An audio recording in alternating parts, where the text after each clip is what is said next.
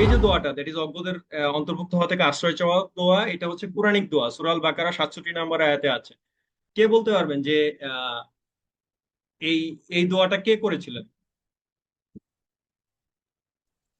জি, এই দোয়াটি হজরত মুসা আলাইহিস সালাম করেছিলেন। আহ, কেন?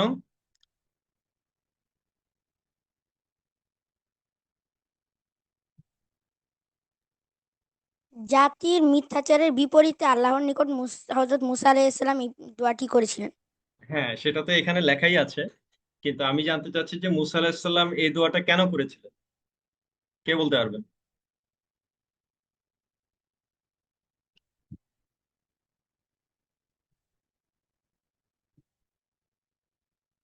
ওনাকে যখন ওই যে একজনকে মানে মেরে ফেলা হলো তারপরে, মনে নাই আমার। আহ, তারপরে উনি এই দোয়া কেন করবেন?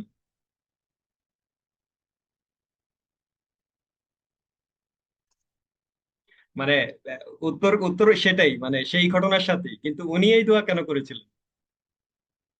কারণ উনি তো ইচ্ছা করে মেরেছিলেন না। ও, না না না, এবার রং সাইডে চলে গেছে। Anyone else? আর কেউ? মানে এখানে ঠিক ভুলের মানে ইয়ার কিছু নাই, আমাদের এখানে তো হার জিতের কিছু নাই। আর কেউ চেষ্টা করবেন?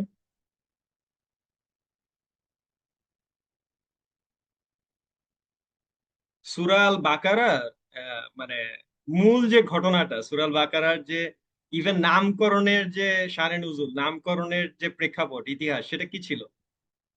কে বলতে পারবেন?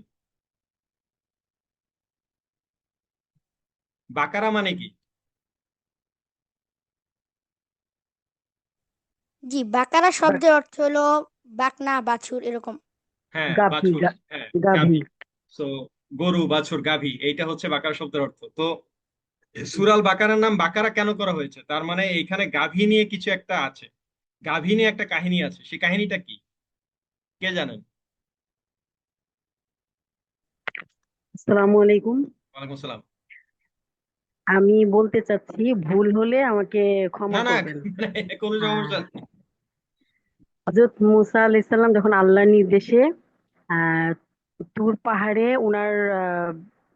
উনার আদেশে গেলেন, মানে উনার ইবাদতের কারণে ধ্যানমগ্ন হওয়ার জন্য, তো উনার ভাইকে উনি সব সবাইকে মানে দেখাশোনার দায়িত্ব দিয়ে গেলেন সবার। তো তখনই এই ঘটনা ঘটে। একজন লোক ছিলেন, আমি নামটা বলতে পারতেছি না। তো উনি সবাইকে আহ, সবার বা সবকিছু মূল্যবান মূল্যবান জিনিস, গহনা, স্বর্ণ সবকিছু নিয়ে ওটা বলি একটা গাভী তৈরি করে। ওটাতে বলল যে মানে ও একটা জাদু, ওই জিব্রাইল আলাইহিস সালাম, হ্যাঁ জিব্রাইল আলাইহিস সালামের ঘোড়ার যে মাটি, উম, আচ্ছা আচ্ছা। পায়ের আহ, যে মাটিটা ছিল, সেই ঠিক লোকটা ওই বুঝতে মাটিটা পেরেছি নিয়ে, বোন, মানে ওটা খুব আপনার অলৌকিকপূর্ণ বুঝতে পেরেছি। যে কোনো কিছু জীবিত করা যায়। হ্যাঁ হ্যাঁ, জি, ওই আমি আপনার লোকটা। আপনার প্রেক্ষাপট বুঝতে পেরেছি। আহ আহ, জি, এটা তো অবশ্যই গাভী তৈরি প্রাসঙ্গিক করে একটা মানে জিনিস। সবাইকে আর কি, মানে ওটার মধ্যে প্রাণ সঞ্চার করে, হ্যাঁ গাভীটার মধ্যে প্রাণ সঞ্চার করে গাভী আকৃতি তৈরি করে সবাইকে বলা হয়েছিল যে একে তোমরা পূজা করো বা এর ইবাদত করো। হ্যাঁ হ্যাঁ, সো এই কারণে তখন মানে আহ, তারা এটার পূজা শুরু করেছিল, শিরক করেছিল, এবং জি, পরবর্তীতে এই মুসা আলাহিস সাল্লাম এসে হারুন এইভাবেই, আলাহিস হ্যাঁ সাল্লামের হ্যাঁ, উপরে এইভাবেই প্রচন্ড নামকরণটা, ক্ষিপ্ত হয়েছিল। এই জন্যই, হ্যাঁ। আচ্ছা আচ্ছা। জি এখানে জি। আমরা যে প্রেক্ষাপটটা নিয়ে কথা বলছি, সূরা আল বাকারার যে ঘটনাটা, এবং এই এখানে মুসা আলাহিস সাল্লাম যেই ঘটনার প্রেক্ষিতে আল্লাহর কাছে আশ্রয় চাচ্ছিলেন, সেই ঘটনাটা হচ্ছে একটা হত্যার সাথে সম্পর্কিত ঘটনা। হত্যাটা ছিল হচ্ছে যে বনি ইসরাইলের মধ্যে একজন অত্যন্ত সম্পদশালী লোক ছিল, কিন্তু তার কোনো উত্তরাধিকার ছিল না, তার কোনো ছেলে মেয়ে ছিল না। সো এই লোকটি যেহেতু বিরাট সম্পদের অধিকারী ছিল, তো তার যে ভাইয়ের ছেলে, সেই লোকটিকে হত্যা করে। শুধুমাত্র এই সম্পদের মালিকানার আশায় সে লোকটিকে হত্যা করে, এবং হত্যা করে তারপরে সে আরেক এলাকার আরেক ব্যক্তির বাসার সামনে দিয়ে রেখে দেয়। তো দিনের বেলা তারপরে এটা নিয়ে হইচই শুরু হয়ে যায় যে এক লোক মারা গেছে, এবং এই একে আমার বাড়ির সামনে এনে ইয়া করেছে। এক এক দল আরেক দলকে দোষারোপ করা শুরু করে, সবাই এটা নিয়ে একটা বিরাট অস্থিরতা, গন্ডগোল। তো যেহেতু সেই কওমের নবী মুসা আলাহিসাল্লাম তখন সেখানে আছেন উপস্থিত, মুসা আলাহিসাল্লামের কানেও এই খবর যায় যে তারা মুসা আলাহিসাল্লামের কাছে বিচার নিয়ে আসে যে এই লোককে কে হত্যা করছে, এখন তো আমাদের মধ্যে গন্ডগোল লেগে যাচ্ছে, সবাই একজন আরেকজনকে দোষারোপ করতেছে যে এই হত্যা করেছে এই হত্যা করেছে। আরো যেহেতু সম্পদশালী লোক ছিল, যে সবাই ধারণা করতেছে তার সম্পদের ইয়া ভোগ করার জন্য এই লোকটাকে হত্যা করা হয়েছে। তো এই লোকের আসল হত্যাকারী কে, এই ব্যাপারে তুমি আমাদের কাছে সাহায্য করো। তো মুসা আলাহিসাল্লাম আল্লাহর কাছে দোয়া করেন, আল্লাহ ওহী প্রেরণ করেন যে তুমি বনী ইসরায়েলের লোকদেরকে বলো তারা যাতে একটা গাভী জবাই করে। বাস। তো মুসা আলাহিসাল্লাম কমল লোকদেরকে বললেন যে তোমরা একটা গাভী জবাই করো। এখন বনি ইসরায়েল যে কি পরিমাণ বক্র জাতি সেটার একটা পূর্ণাঙ্গ কাহিনী মানে পুরো কুরআন জুড়েই আমরা দেখতে পারি, অসংখ্য জায়গায় দেখতে পারি। তো ঠিক আছে, খুব স্বাভাবিকভাবেই তারা জিজ্ঞেস করছে যে আচ্ছা গাভী জবাই করতে বলছে, গাভীটা কেমন হবে। স্বাভাবিক প্রশ্ন, এবং এইটাতে কোনো সমস্যা নাই যে তারা প্রাইমারিলি জিজ্ঞেস করছে গাভীটা কেমন হবে, গাভীটার মূল বৈশিষ্ট্যটা কেমন হবে। তো মুসা আলাহিসাল্লাম এর পরবর্তীতে আল্লাহ পাঠালে মুসা আলাহিসাল্লাম তাদেরকে বললেন যে গাভীটা বাচ্চাও হবে না, একদম বুড়াও হবে না, সে মাঝামাঝি গড়নের হবে এবং মাঝামাঝি বয়সের হবে। ঠিক আছে, ভালো কথা। এরপরে তারা আবার জিজ্ঞেস করলো যে গাভীটার রং কিরকম হবে, তুমি যেটা বললা এরকম তো অনেক গাভী আছে, তো আমাদেরকে আরো স্পেসিফিক্যালি বলো, যাতে আমাদের কাছে আমরা কনফিউজ হয়ে যাচ্ছি। আহ আমরা কিরকম গাভী লাগবে, গাভীটার রং কিরকম হবে। এবার মুসা আলাহিসাল্লাম ইসলাম বললেন যে গাভীটা হবে উজ্জ্বল হলুদ বর্ণের, গাভীটা উজ্জ্বল হবে, হলুদ বর্ণের হবে, এবং গাভীটা দেখতে অন্তঃপ্রশান্তকারী হবে, গাভীটা দেখে আনন্দ পাওয়া যাবে, এরকম একটা আকর্ষণীয় গাভী হবে, যাতে দেখতে ভালো। আমরা কুরবানির গরু কেনার ক্ষেত্রে যেরকম ইয়া করি, যে একটা উজ্জ্বল হলুদ বর্ণের এবং সুন্দর একটা গাভী হবে। আচ্ছা ঠিক আছে। এবার তারা বললো যে না, এখনো আমাদের কাছে ক্লিয়ার না, তুমি আল্লাহর কাছে ইয়া করো, আল্লাহ যাতে আমাদেরকে সঠিক একটা ইয়া দেখান, কারণ এরকম তো অনেক গাভী আছে, তো এইটার মধ্যে কোন গাভী, ওই গাভীটার বৈশিষ্ট্য কেমন হবে। এবার মানে আবার তারা জিজ্ঞেস করলো যে তুমি আল্লাহর কাছ থেকে জানার চেষ্টা করো যে এই গাভীটা কেমন হবে, মানে গাভীটার বৈশিষ্ট্য কেমন হবে। এবার আল্লাহ বললেন যে ঠিক আছে, এই গাভীটা এমন হইতে হবে যে গাভীটা একদম সুস্থ থাকবে, গাভীটা নীরব থাকবে, গাভীটার কোনো রকম কোনো খুঁত থাকতে পারবে না, এবং এই গাভী কোনো চাষবাসে ব্যবহৃত হয় নাই, কোনো সেচ কাজে ব্যবহৃত হয় নাই, কোনো কিছুতে ব্যবহৃত হয় নাই, একদম খুঁতহীন। এবং ইয়া আল্লাহ এবার আস্তে আরেকটু কঠিন করে দিলেন। তো যখন তারা দেখলো যে এবার জিনিস মানে এটা খুঁজে পেতেও একটু কষ্ট হবে, ইয়া হবে, তখন তারা বললো যে ঠিক আছে এবার আমরা ক্লিয়ার, গাভী ইয়া করতেছি। তো তারা গাভী জবাই দিল, এবং গাভীর সেই টাটকা মাংস থেকে তাদেরকে বলা হইলো যে সেই মাংস এনে তোমরা এই যে মৃত ব্যক্তি, সেই মৃত ব্যক্তির শরীরে তা ইয়া দিয়ে মাংস দিয়ে একটা বাড়ি মারবা, আচ্ছা ইয়া করবা, তখন মৃত ব্যক্তি উঠে আসবে। সো ঠিক তাই হইলো যে মৃত ব্যক্তিকে ইয়া করার সাথে সাথে আল্লাহ মৃত ব্যক্তিকে জান দিয়ে দিলেন, মৃত ব্যক্তি উঠে এসে শুধুমাত্র এটুকু বললো যে কে তাকে হত্যা করেছিল, এটা বললেই সাথে সাথে সে আবার মৃত্যুবরণ করলো, সাথে সাথে তার রূহ আবার চলে গেল। সো এটাই ছিল এই পুরো ঘটনার যে হাকিকাত এবং মোজেজা এবং পুরো জিনিসটা। সো এই জায়গা থেকেই তারা যখন বারবার প্রশ্ন করছিল, তখনই মুসা আলাহিসাল্লাম তার জাতির কাছে আশ্রয়, মানে জাতির এই যে বাড়াবাড়ি মূর্খতা, এটা থেকে আশ্রয় আল্লাহর কাছে চাইতেছিলেন, যে আল্লাহর কাছে বারবার দোয়া করতে হচ্ছে। এরকম এরকম ঘটনা অনেকবারই হয়েছে, সেই তুর পাহাড় থেকে আসার পরে, তারপরে আচ্ছা ওইটার কথা একটু পরে বলতেছি। সো তখনই মুসা আলাইহিস সালাম বারবার বলতেছেন যে আউযুবিল্লাহি আন আকুনা মিনাল জহিলিন, যে হে আল্লাহ আপনি, মানে আমি আপনার কাছে আশ্রয় চাইতেছি এই এই ধরনের জাহেলদের অন্তর্ভুক্ত হওয়া থেকে। কারণ আল্লাহ প্রথমেই তাকে যতটুকু বলছিল যে তোমাকে জাস্ট একটা গাভী জবাই করতে বলছি, যতক্ষণ পর্যন্ত আল্লাহ নিজে থেকেই ডিটেল দিয়ে দেন নাই, বৈশিষ্ট্য বলে দেন নাই, তার মানে তাদের জন্য পুরো জিনিসটা একদম ওপেন ছিল, সহজ ছিল, যে তুমি যে কোনো একটা গাভী জাস্ট পছন্দসই একটা গাভী জবাই দিয়ে দিলেই হয়ে যেত। এরপরে তুমি বললা যে না গাভীটা কেমন হবে, এরপরে আল্লাহ বললেন এটা মাঝ বয়সী হইতে হবে। এরপরে তুমি বললা কালার কেমন হবে, এরপরে আল্লাহ বললেন উজ্জ্বল হইতে হবে, হলুদ হইতে হবে। এরপরে আবার তুমি বললা যে আর বৈশিষ্ট্য কেমন হইতে হবে, এরপরে আল্লাহ বললেন যে এটা একদম নিখুঁত হইতে হবে, কোনো চাষে ব্যবহৃত হয় নাই, কোনো ইয়াতে ব্যবহৃত হয় নাই, এই ধরনের হইতে হবে। তখন গিয়ে তোমার এবার হুশ হইছে যে মানে এইটা খুঁজে পাইতে অনেক কষ্ট হবে, কিন্তু তখন তোমরা বুঝছো যে আচ্ছা ঠিক আছে। সো এই জায়গাটাতেই উনি ইয়া করতেছেন যে যতক্ষণ পর্যন্ত সহজ কোনো কিছু, দিনকে সহজ রাখা হয়েছে, শরীয়তকে সহজ রাখা হয়েছে, ততক্ষণ তোমরা সেখানে কঠিন করতে যাও না, বক্রতা আরোপ করতে যাও না। এবং এই জায়গায় আমাদের জন্য অনেক শিক্ষা আছে, এই যে আজকে আমরা ইমানের যে জায়গাগুলো নিয়ে কথা বলতেছি, আজকের আলোচনাতেও আসবে, যে আপনি প্রত্যেকটা জায়গায় অনেক জায়গায় দেখবেন এই যে আমরা বলতেছি জাদু করার শিরক, এই যে আমরা বলতেছি তাবিজ করার শিরক, এই যে আমরা বলতেছি মাজারে যাওয়ার শিরক, এই যে আমরা বলতেছি ইসলাম নিয়ে কটূক্তি করার শিরক, এই যে আমরা বলতেছি যে আহ মানুষ এই এই ব্যাপারগুলোতে সহজেই কাফের হয়ে যাবে, ইসলাম থেকে বের হয়ে যাবে। এখন কেউ সাথে সাথে বলতেই পারে যে তাইলে তো সবাই কাফের, তাইলে তো এই দেশের কোনো মুসলমানই আর মুসলমান নাই, তাইলে তো বিশ্বের এখন 200 কোটি মুসলমানের 250 কোটি কাফের। এই যে এই ধরনের যুক্তি দেওয়া, বক্র যুক্তি দেওয়া, একটার পর একটা শুধু পাল্টা রিভার্স কাউন্টার দেওয়া, আর্গুমেন্ট পেশ করা, এগুলো খুব খারাপ, এগুলো আল্লাহ অপছন্দ করে। আমি আপনাদেরকে এর আগেও বলেছি, যারা শুনেছেন বা শুনেননি তাদের জন্য আবারও বলছি যে প্রশ্ন করা, ইলম অর্জনের জন্য প্রশ্ন করা, এটা সবসময় এনকারেজিং, সবসময় প্রেফারেবল। সাহাবারা নিয়মিত রাসূল সাল্লাল্লাহু আলাইহি ওয়াসাল্লামের কাছে প্রশ্ন করতেন, ব্যাখ্যা জানতে চাইতেন, কোনো কনফিউশন দেখা দিলে আবারও প্রশ্ন করতেন, আবারও প্রশ্ন করতেন, আবারও প্রশ্ন করতেন। কিন্তু সাহাবাদের সেই প্রশ্নে রাসূল সাল্লাল্লাহু আলাইহি ওয়াসাল্লাম কখনো বিরক্ত হতেন না। কোন কোন প্রশ্নে বিরক্ত হতেন? যখন কিয়ামত কখন হবে এই ধরনের প্রশ্ন করতেন। এবং কেন বিরক্ত হতেন সেগুলোর ঘটনা আমরা জানি, সেগুলো নিয়ে আহ, যদি কখনো সময় পাওয়া যায় ইনশাল্লাহ আমরা কথা বলার চেষ্টা করবো। সো আলাদা আলাদা টপিকে তখন আলাদা কথা হবে, কিন্তু মূল যে বিষয়টা, যে প্রশ্ন করাকে রাসূল সাল্লাল্লাহু আলাইহি ওয়াসাল্লাম কখনো ডিসকারেজ করতেন না। উনি এনকারেজ করতেন যে যত বেশি প্রশ্ন করবে ওদের ঈমান ইলম তত বেশি বৃদ্ধি পাবে এবং ওদের আত্মা পরিতৃপ্ত হবে। এমনকি ইব্রাহিম আলাইহিস সালামের ঘটনাও আমি আপনাদেরকে বলেছিলাম যে ইব্রাহিম আলাইহিস সালাম আল্লাহর কাছে জানতে চেয়েছেন যে হে আল্লাহ, আপনি মৃতকে কিভাবে জীবিত করেন এবং সেই নমুনা আল্লাহ কিভাবে দেখিয়েছিলেন। এরকম অসংখ্য নবী অনেক প্রশ্ন করেছে, মুসা আলাইহিস সালাম আল্লাহকে দেখতে চেয়েছে। সো অনেক ধরনের কনফিউশন, অনেক ধরনের সেটা থাকতেই পারে।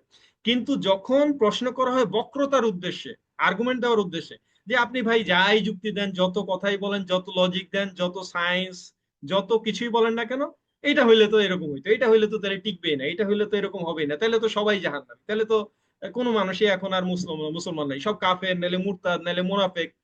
আরে আশ্চর্য ব্যাপার, সব কাফের মুনাফেক হইলেও তো তোমার কিছু যায় আসে না। তোমার কাজ হচ্ছে ইয়ানাফসি ইয়ানাফসি, তুমি নিজেরা বাঁচাও। তোমার কাজ হচ্ছে তুমি নিজে মুনাফিকি থেকে বাঁচো, তোমার কাজ হচ্ছে তুমি নিজে শিরক থেকে বাঁচো, তুমি নিজে মুশরিক কাফিরের অন্তর্ভুক্ত হও না, মুরতাদের অন্তর্ভুক্ত হও না। আর সব মুনাফিক হয়ে গেল, সবাই তওবা করে ফেরত আসলো, তাদের তো তোমার কিছু যায় আসে না।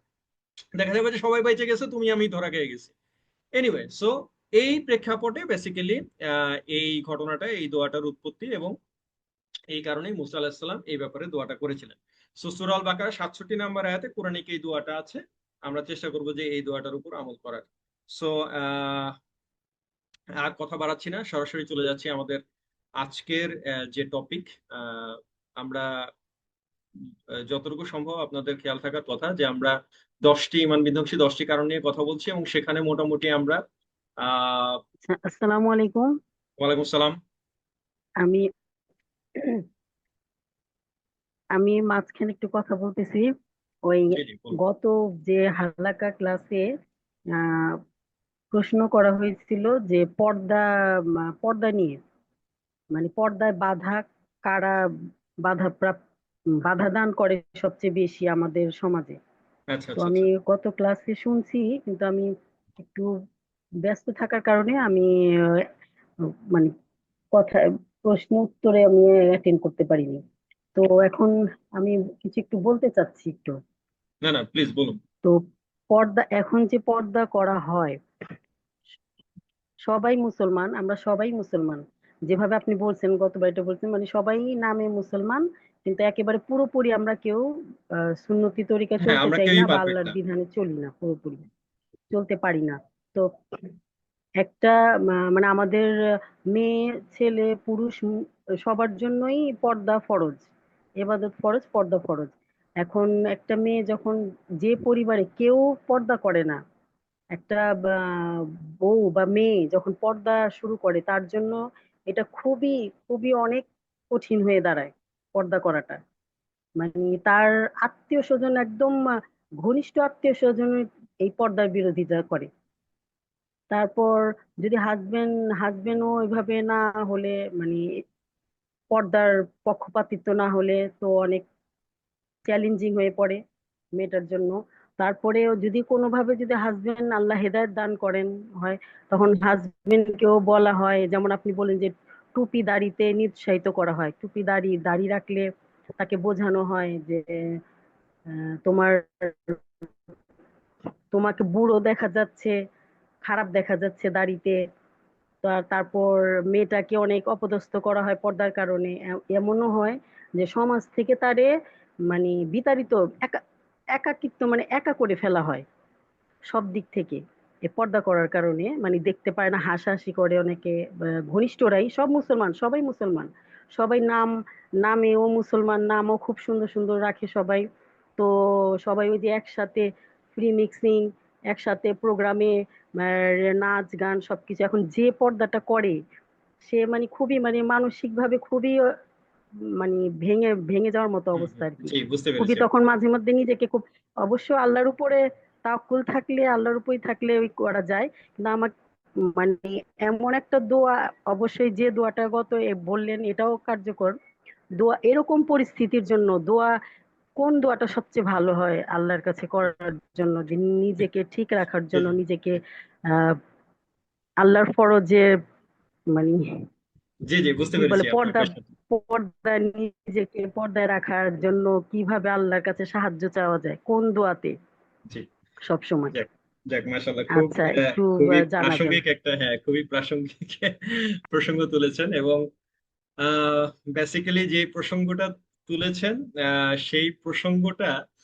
আহ, মানে আমি, আপনারা খেয়াল করেছেন হয়তো যে আমি হাসছিলাম, কারণ এটা সরাসরি আমার নিজের জীবনের সাথে রিলেটেড, আমাদের অসংখ্য মানুষের জীবনের সাথে রিলেটেড। বিশেষ করে আমরা যারা সারা জীবন জেনারেল লাইনে পড়াশোনা করেছি, জেনারেল ব্যাকগ্রাউন্ডে ছিলাম, এবং ঠিক বাকি 8-10টা পরিবারের মতো, বা বাংলাদেশের লক্ষ লক্ষ মধ্যবিত্ত মুসলিম পরিবার ঠিক যেভাবে বেড়ে ওঠা, যেই সংস্কৃতিতে, যেই কালচারে, যেভাবে আমাদেরটা তো আর আলাদা কিছু না, দেশের বাইরে বা গ্রহের বাইরে কিছু না। সো ঠিক সেভাবেই আমাদের বেড়ে ওঠা। সো এই পুরো ঘটনাটা বা পুরো ব্যাপারটা পুরোপুরি আমরা, বা আমি ব্যক্তিগতভাবে, আমার ফ্যামিলি ব্যক্তিগতভাবে এইটার উপর দিয়েই করা।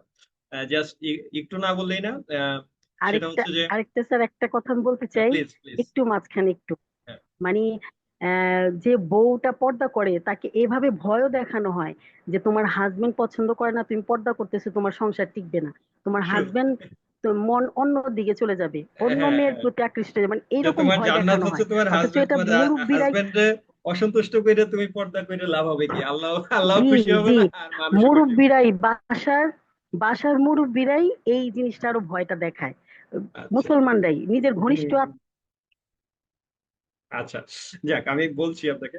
প্রথম বিষয় যেটা, সেটা হচ্ছে যে আমার ব্যক্তিগত অভিজ্ঞতা হচ্ছে যে আমার পরিবারে আহ, সবার আগে পর্দা শুরু করেছিল আমার ছোট বোন, আমার মায়ের আগে। সো আমার ছোট বোন যখন পর্দা করতো, তখন আমার মা পর্দা করতেন না। আহ, আমি যখন দাড়ি রাখা শুরু করি, তখন আমার বাবা ক্লিন শেভ করতেন। সো উনি তখন, ওনার এজ 60 প্লাস, কিন্তু তখন উনি ক্লিন শেভ করতেন। আর আমি দাড়ি রাখা শুরু করি। সো আমার বোন পর্দা করা শুরু করে, সাথে সাথে এই ফ্যামিলিতে একটা তোলপাড়, যে কি ব্যাপার, কি হলো, ঘটনা কি?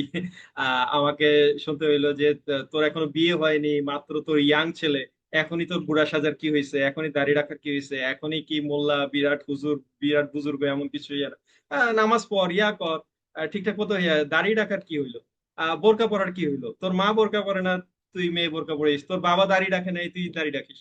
সো তার মানে হচ্ছে যে বাকিদের কথা আমি নাই গেলাম, আমি আমার আত্মীয় স্বজনে, পাড়া প্রতিবেশীতে, বন্ধু বান্ধবের টিটকারি, সেই মানে বাকি সারা পৃথিবীর কথা বাদই দিলাম। তার মানে হচ্ছে যে ফার্স্ট ইয়ারটা আমার ফ্যামিলি থেকেই এসেছে। সো বাট যেটা হয়েছিল সেটা হচ্ছে যে, যেহেতু আমরা জানতাম যে, মানে আমরা তাদেরকে বলছি যে অলরেডি আমার আরো আগেই শুরু করা উচিত ছিল। সে তখন তো অলরেডি মানে 30 ইয়ার্স এর কাছাকাছি চলে যাচ্ছে, তখন আমরা বলছি যে আরো আগে থেকেই শুরু হওয়া উচিত ছিল, ছোটবেলা থেকে এইভাবে করলে তাহলে আর সমস্যা ছিল না, এখন হঠাৎ করে শুরু করতেছে তো এই কারণে তোমাদের কাছে বেকআপ লাগতেছে। আসলে এরকমই হওয়ার কথা ছিল। আমরা আমাদের জায়গা থেকে রিজিক ছিলাম, বাপ মা তো শুধু বলা পর্যন্তই, বা মানুষ সব টিটকারি দেওয়া পর্যন্ত, ইয়ে পর্যন্ত কিছু না। এবং যেটা হয়েছে যে আল্লাহর কাছে মানে দোয়া করা এবং ইয়া করার কারণে যেটা হয়েছে যে, জাস্ট আমাদেরকে 2 বছর, মানে এইটা পুরো জিনিসটা আমাদেরকে একটু সবর করতে হয়েছে 2 বছর। ধরেন আমরা 2012-13 থেকে এদিকে প্র্যাকটিস করা শুরু করেছি। 2015 সালেই আব্বা আম্মা হজে চলে গেলেন। So that was the turning point, যে হজে যখন যাচ্ছেন, তখন তো আম্মা আহ, মানে ওই অবস্থায় যেতে পারবেন না, তার 6 মাস আগে থেকেই উনি মানসিকভাবে প্রস্তুতি নিলেন যে না, আমাকে তো তাহলে ওইভাবেই আল্লাহর কাছে যাইতে হবে। আব্বা সেভাবেই নিলেন যে না, আমি তো এখন আর ক্লিন শেভ করতে পারবো না, আমি হজে যাচ্ছি। এবং হজ থেকে ফেরার পরে বাকি জিনিসটা আল্লাহ সহজ করে দিলেন, যে ওনারা ওখান থেকে করে আসলেন যে না, এরপরে গিয়ে তো আমি হজ করে আসছি, এরপরে গিয়ে তো আর ওই অবস্থায় সো এই জায়গাটা আমাদের জন্য অনেক কঠিন ছিল, আবার আল্লাহ সহজ করে দিয়েছেন, এটা একটা ব্যাপার। আবার ওনারা হজে গিয়ে দোয়া করলেন যে ঠিক আছে, আমরা হজ করে আসছি, পরের বছরই যাতে আমার ছেলে মেয়ে হজ করতে পারে ইয়াং অবস্থাতেই। ঠিক পরের বছরই আমরা হজে চলে যাই, ফুল ফ্যামিলি সহ বাকি যারা ছিল। সো লটস অফ, মানে এগুলো আমার প্রত্যাবর্তন গল্পের বইয়ে আছে, আমার বিভিন্ন ইয়াতে আছে। আর সবচেয়ে বড় কথা হচ্ছে যে, ইনশাল্লাহ যদি আমাদের হালাকা কন্টিনিউ থাকে, আপনাদের যদি আগ্রহ বজায় থাকে এবং সত্যিকার অর্থে যদি আপনারা উপকৃত হন এবং আপনারা নিয়মিত জয়েন করেন এবং অন্যদেরকে জয়েন করতে উৎসাহিত করেন, তাহলে পারিবারিক বিষয়গুলো নিয়ে আলাদাভাবে আমার আপনাদের সাথে সেশন করার ইচ্ছা আছে ইনশাল্লাহ। বিশেষ করে Islamic family life, Islamic parenting, এগুলো নিয়ে, এগুলোই বেসিক্যালি আমার ফেভারিট টপিক, আমার এরিয়া অফ এক্সপার্টাইজ। এগুলোর উপরে আমার বই আছে। তারপর এগুলোর উপরে আমি বিভিন্ন অনলাইন সেশনে কোর্স নিয়েছি, সেমিনার করিয়েছি। সো এগুলো হচ্ছে আমার সবচেয়ে ফেভারিট টপিক আর কি। সো এই জায়গাগুলো নিয়ে লম্বা সময় নিয়ে কথা বলতে হয়, এগুলোর একদম গোড়া থেকে শুরু করে স্টেপ বাই স্টেপ অনেকগুলো আছে। তো আপনি যে এই প্রশ্নটা করলেন সেটা হচ্ছে যে স্পেসিফিক আসলে এই মানে আমরা আমাদের একটা ভুল ধারণা আছে, সেটা হচ্ছে যে আমরা মনে করি যে প্রত্যেকটা স্পেসিফিক জিনিস চাওয়ার জন্য আল্লাহর কাছে স্পেসিফিক দোয়া লাগবে। সো আপনি যদি স্পেসিফিক দোয়া জানেন, কোনো সমস্যা নেই। সে ফর এক্সাম্পল এখন আপনি ওয়াশরুমে যাওয়ার জন্য আল্লাহুম্মা ইন্নী আউযুবিকা মিনাল খুবসি ওয়াল খাবাইস, ঠিক আছে, বের হওয়ার সময় আপনি গুফরানাকা বললেন। এগুলো হচ্ছে স্পেসিফিক দোয়া যেগুলো রাসূল সাল্লাল্লাহু আলাইহি ওয়াসাল্লাম সুন্নাহ হিসেবে শিখিয়ে গেছেন এবং এগুলোর উপরে আমল করতে বলেছেন। আপনি ঘর থেকে বের হচ্ছেন, ঘরে ঢুকছেন, প্রত্যেকটা জায়গার এই স্পেসিফিক দোয়া সালাম আপনি যেভাবে দিবেন, আপনি অন্য কোনো ভার্সনে দিতে পারবেন না। বাট আল্লাহর কাছে অন্য নর্মাল জেনারেল যে কোনো কিছু চাওয়ার ব্যাপারে, আপনি সন্তান চাইতেছেন, আপনার মেয়ের জন্য ভালো জামাই চাচ্ছেন, ছেলের জন্য ভালো কন্যা চাচ্ছেন, আপনি আপনার জন্য ভালো কিছু চাচ্ছেন, কোনো কিছু থেকে আপনার আশ্রয় চাচ্ছেন, আপনি যদি অ্যারাবিক দোয়া জানেন, অ্যারাবিক দোয়া পারেন, স্পেসিফিক কন্টেস্টে অ্যারাবিক দোয়া যদি আপনার জানা থাকে তাহলে তো ভালো, কোনো সমস্যা নেই। সার্চ দেওয়াও ভালো, কোনো সমস্যা নেই। কিন্তু জানা না থাকলে আপনি সিম্পলি বাংলায় দোয়া করেন। মানে কোন রকম এইটার জন্য কোনো মানে আমি দোয়া জানি না দেখে এইটার জন্য আমি এখন মানে দোয়া খুঁজতেছি বা এইটা দোয়া খুঁজে পাইতেছি না দেখে এটা নিয়ে অস্থির হইতেছি, আল্লাহর ওয়াস্তে এটা নিয়ে বিন্দু পরিমাণ টেনশন করার কিছু নাই। কারণ এটা আপনাদের প্রত্যেকের জানা থাকার কথা যে পৃথিবীর প্রতিটা ভাষার স্রষ্টাকে, পৃথিবীর প্রতিটা ভাষার স্রষ্টা তো আল্লাহ।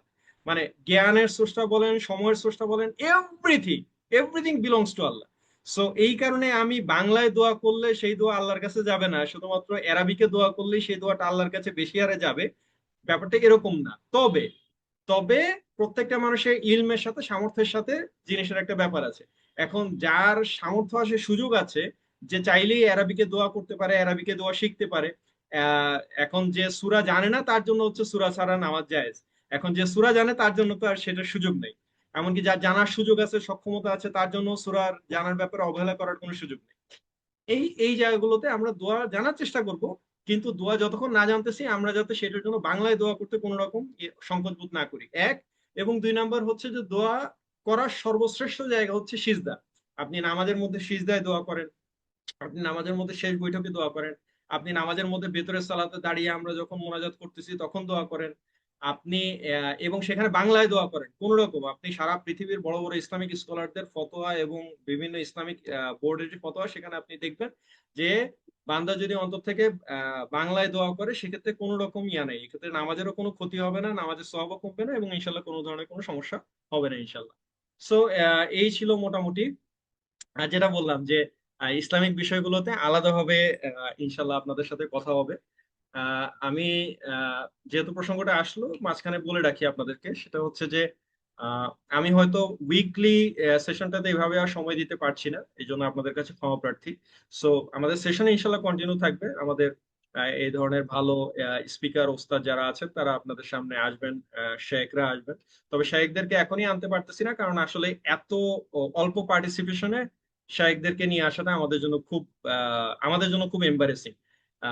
কারণ আমাদের জুমের ক্যাপাসিটি হচ্ছে 300, আমরা 300 আশা করি না, কিন্তু সেখানে আচ্ছা ঠিক আছে 100 না হোক, অন্তত 50-60 জন তো অন্তত হইতে হয় যেখান থেকে ভালো কিছু কথা, ভালো কিছু কোয়েশ্চেন আসবে। কিন্তু আমরা তাদেরকে ফাউন্ডেশনের একটা ইসলামিক হালাকা সেশনের জন্য দাওয়াত দিলাম, কিন্তু এসে যদি ওনারা দেখেন মাত্র 6, 7, 8, 10 জন, তাহলে এটা আমাদের জন্য খুব লজ্জাজনক হবে এবং ওনারাও আগ্রহটা হারিয়ে ফেলবেন, কারণ ওনারা প্রচন্ড ব্যস্ত থাকেন, অনেক বড় বড় অডিয়েন্সকে ডিল করতে হবে ওনাদের। তো এই জায়গাটা থেকে আপনাদের প্রতি অনুরোধ থাকবে যে আমাদের পার্টিসিপেন্ট যত বেশি হবে আপনাদের আগ্রহে, আপনাদের মাধ্যমে, তত আমরা বড় বড় টপিকে এবং আরো কার্যকরী টপিকে এবং বড় বড় শেখদেরকে নিয়ে আসতে পারবো ইনশাল্লাহ। এই ব্যাপারে আপনাদের সহযোগিতা দরকার। সো আমি যেটা করব বা প্ল্যান যেটা, সেটা হচ্ছে যে আপনাদের কন্টিনিউ থাকবে ইনশাল্লাহ। আল্লাহ যদি তৌফিক দেয় প্রতি মাসে আপনাদের সাথে অন্তত একটা সেশন আমি নিব এবং সেই সেশনগুলোর টপিক আগে থেকেই ডিক্লেয়ার করে দেওয়া থাকবে। ফ্যামিলি লাইফে হবে, প্যারেন্টিং সেশনে হবে, আমাদের কারেন্ট কিছু ফিতনা যেগুলো, সেগুলো নিয়ে আমাদের কি করা উচিত সেগুলো নিয়ে, মানে সমসাময়িক গুরুত্বপূর্ণ বিষয়গুলো নিয়ে কথা বলার চেষ্টা করব। কারণ শুধু এই যে কিতাবি বিষয় বা টপিক, এগুলো খুবই গুরুত্বপূর্ণ বিষয়। ইমান, আহকাম, সালাত, আকিদা, বাকি আমাদের যে রুলস রেগুলেশন, কারণ বেসিক মাসালা বাংলাদেশে 99% মানুষ বেসিক মাসালাই জানে না। রুকন, ফরজ, ওয়াজিব এগুলোই জানে না, আর বাকি অ্যাডিশনাল কিছু কিভাবে জানবে। সো আগে তো হচ্ছে মূল জানা, তারপরে হচ্ছে যে বাড়তি।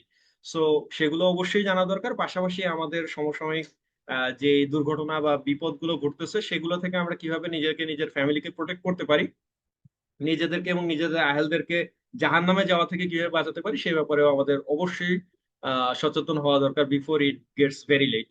আচ্ছা, তো ঠিক আছে, আমরা অলরেডি অনেকক্ষণ হয়ে গেছে, একটু আহ, দ্রুত তাহলে মুভ করছি। যে আমরা আজকে যে পয়েন্টটা থেকে কথা বলা শুরু করব, যে আমরা মোটামুটি 5 নম্বর পয়েন্ট পর্যন্ত কথা বলা শেষ করেছিলাম। 6 নম্বরও আমরা বেশ কিছু টাচ করেছি। আমাদের 5 নম্বর পয়েন্টটা ছিল, যদি কোনো মুসলমান, আমি পুরোটা আবার আজকে রিক্যাপ করবো ইনশাল্লাহ। সো আমাদের 5 নম্বর পয়েন্টটা ছিল যে যদি কোনো মুসলমান রাসূল সাল্লাল্লাহু আলাইহি ওয়াসাল্লাম আনিত বিধানের কোনো অংশকে অপছন্দ করে, তাহলে সে ইসলাম থেকে বেরিয়ে যাবে, যদিও সে নিজে ওই বিষয়ে আমল করে, বা যদিও সে নিজে বলে যে না, আমি আমি তো ঠিকই করতেছি, আমি তো এটার বিরোধী না, কিন্তু অন্তর থেকে যে সে অপছন্দ করতেছে, অন্তর থেকে যে সে এটাকে মেনে নিতে পারতেছে না, এটাই তার ইসলাম থেকে বের হয়ে যাওয়ার জন্য যথেষ্ট। কারণ আল্লাহ শুধুমাত্র মানুষের বাহ্যিক কার্যক্রম দেখেন না, আল্লাহ কলবের অবস্থা দেখেন। আল্লাহ কলবের সাথে, কলবের দিকে তাকান, নিয়তের দিকে তাকান, ইখলাসের দিকে তাকান। তো এই কারণেই ইসলামী ইখলাসটা এত গুরুত্বপূর্ণ। এই কারণেই সূরা ইখলাসকে বলা হয় পুরো কোরআনের 1/3। যাই হোক, সো এই বিষয়ে আমরা অনেক কোরআন হাদিসের রেফারেন্স নিয়ে ডিটেল কথা বলেছি। এরপরে আজকে আমরা যেখান থেকে শুরু করতে চাই সেটা হচ্ছে যে 6 নম্বর পয়েন্টে যেখানে বলা হচ্ছে যে যদি কোনো মুমিন মুসলমান রাসূল সাল্লাল্লাহু আলাইহি ওয়াসাল্লাম আনিত যে ইসলামী শরিয়া, সেই শরিয়াতের যে কোনো বিষয়ে, অথবা যে কোনো সোয়াবের বিষয়, শাস্তির বিষয়, জান্নাত জাহান্নামের বিষয়, কোনো বিধানের বিষয়, এগুলো নিয়ে কেউ যদি ঠাট্টা মশকরা বিদ্রূপ করে, তাহলে সে ইসলাম থেকে বেরিয়ে যাবে। তাহলে তার ঈমান নষ্ট হয়ে যাবে, সে কাফির হয়ে যাবে, তার ঈমান ধ্বংস হয়ে যাবে, সে ইসলাম থেকে খারিজ হয়ে যাবে। এবং এ ব্যাপারে কোরআনের অসংখ্য জায়গায়, মানে আমরা হাদিস বলতে গেলে এই এক একটা পয়েন্ট নিয়ে আপনারা যারা এর আগের আলোচনাগুলো শুনেছেন বুঝতে পারার কথা যে এগুলো নিয়ে আসলে ঘন্টার পর ঘন্টা আলোচনা করলেও শেষ হবে না। এক একটা পয়েন্ট নিয়ে এক একটা এক এক দিন তাফসির, 3 ঘন্টার তাফসির হওয়া এনাফ। এক এক দিন মাহফিল শুধু এক একটা পয়েন্টের উপরে, ঈমান ধ্বংসের এক একটা পয়েন্টের উপরে 4 ঘন্টা 5 ঘন্টার মাহফিল হতে পারে। সো আমরা সেখানে জাস্ট খুব অল্প সময়ে কথা বলছি। তারপরেও দেখা যায় যে আমাদের পার্টিসিপেশন কম। যাই হোক, আল্লাহ কবুল করুক আপনাদেরকে। সো কোরআনে অসংখ্য আয়াত আছে। সূরা তওবার 65-66 নম্বর আয়াতে আল্লাহ কি বলতেছেন? আল্লাহ বলতেছেন যে, আমি জাস্ট অর্থগুলোই শুধু বলতেছি সময় সেভ করার জন্য, যে তোমরা কি আল্লাহর সেই সব হুকুম আহকামের সাথে তোমরা ঠাট্টা করছিলে, তোমরা রাসূলের সাথে ঠাট্টা করছিলে? এরপরে আল্লাহ উত্তর দিচ্ছেন যে তোমরা ছলনা করার চেষ্টা করো না, অভিনয় করো না, মিথ্যা বলার চেষ্টা করো না। মানে কোনো কিছু বইলে তোমরা এটার এক্সকিউজ, মানে তোমরা তোমাদের এই কাজের সমর্থনে কোনো কথা বইলে তোমরা আর পাপ পাবা না। কারণ আমি, মানে আল্লাহ বলছেন, কারণ আমি বলে দিচ্ছি ঈমান আনার পরে তোমরা কাফির হয়ে গেছো। নাউজুবিল্লাহ। কত ভয়াবহ কথা! যে আল্লাহ নিজে বলে দিতেছেন যে তোমরা আল্লাহর হুকুম নিয়ে ঠাট্টা বিদ্রুপ করো, আল্লাহর বিধান নিয়ে রাসূল সাল্লাল্লাহু আলাইহি ওয়াসাল্লাম তোমাদেরকে আমার পক্ষ থেকে, আল্লাহর পক্ষ থেকে তোমাদেরকে আমার কিছু আয়াত, আমার কিছু ওহী, আমার কিছু বিধান তোমাদের কাছে পাস করতেছেন, কনভে করতেছেন, আর সেটা নিয়ে তোমরা ঠাট্টা বিদ্রুপ করতেছো, মশকরা করতেছো। তোমাদের কোনো এক্সকিউজ দেওয়ার দরকার নাই, যুক্তিতর্ক বলার দরকার নাই, কোনো কৈফিয়ত দেওয়ার দরকার নাই। আল্লাহ বলতেছেন তোমরা ঈমান আনছিলা, তারপরে তোমরা কাফির হয়ে গেছো, দ্যাটস ইট, শেষ, ডিসিশন মেড। আল্লাহ বলতেছেন তোমরা এখন কাফের, তোমাদের আর ঈমান নাই। নতুন করে আবার যদি ঈমান আইনে আসল তওবা করে যদি ঈমান আনতে পারো, তাইলে এই কারণেই তওবা শর্ত, যে শুধু ঈমান আনলে হবে না, বারবার তুমি কালেমা পড়বা আর বারবার চলে যাবে, এরকম না। তওবা এই কারণে বুঝতে হবে। তওবার ইয়া নিয়ে ইনশাআল্লাহ আলাদাভাবে এক সময় আমরা কথা বলার চেষ্টা করব। শুধু তওবা, তওবার শর্ত, তওবা মানে তওবা আসলে কাকে বলে, তওবার শর্তগুলো কি, তওবার 4টা শর্ত রয়েছে। আমরা শুধু মনে করি যে আস্তাগফিরুল্লাহ বললেই তওবা, এগুলো আসলে ব্যাপারটা তা না।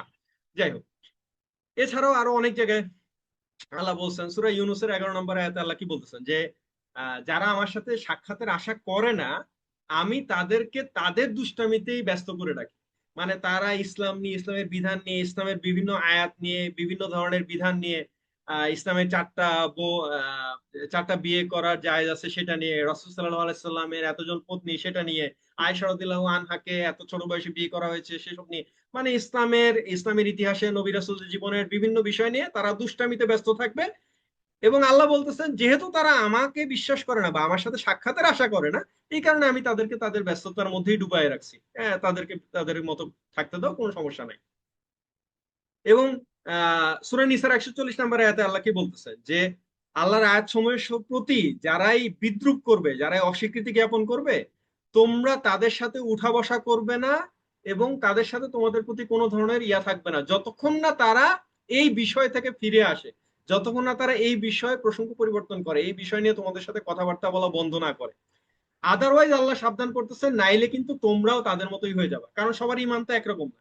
আপনারা খুব ভালো মতোই জানেন যে সে ফর এক্সাম্পল আপনার ছেলে যদি আরো 5টা খারাপ ছেলের সাথে চলাফেরা করে, এই সম্ভাবনা মানে 10% যে আপনার ছেলের কারণে বাকিরা ভালো হয়ে যাবে, বরং 90% সম্ভাবনা হচ্ছে আপনার ছেলে খারাপ হয়ে যাবে।